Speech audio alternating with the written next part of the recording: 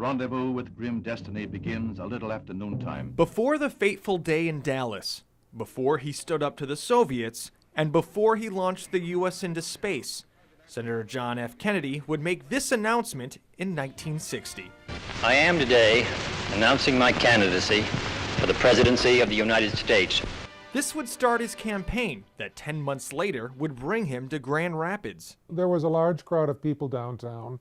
There were people, of course, who were happy to see him, and there were people who were not. There were protesters. Jimmy Deskin's father was downtown waiting for Kennedy to pass. Dad went to see JFK on the campaign trail in Grand Rapids and took these shots in quick succession. These rarely seen photos were almost lost forever. And those prints and the negatives were in a suitcase in my attic in New Orleans during Katrina and were one of the few things that survived.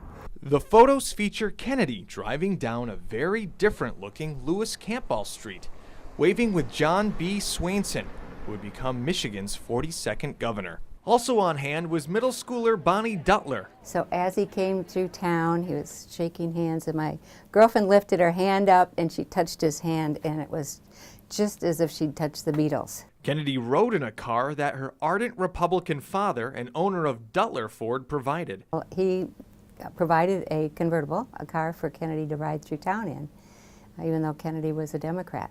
Business trump politics, to repeat a phrase I've heard. You know, the community was staunchly Republican, and it had been for years and for decades, as a matter of fact, and would continue to be. The election in Michigan was close, with Kennedy winning 51-49. Kent County went for Nixon. It was 60-40 for Nixon.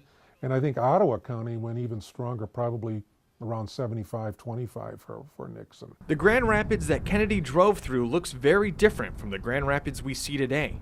But after 50 years, we still remember Kennedy's legacy. In Grand Rapids, Steve Zagman, WZZM 13 News.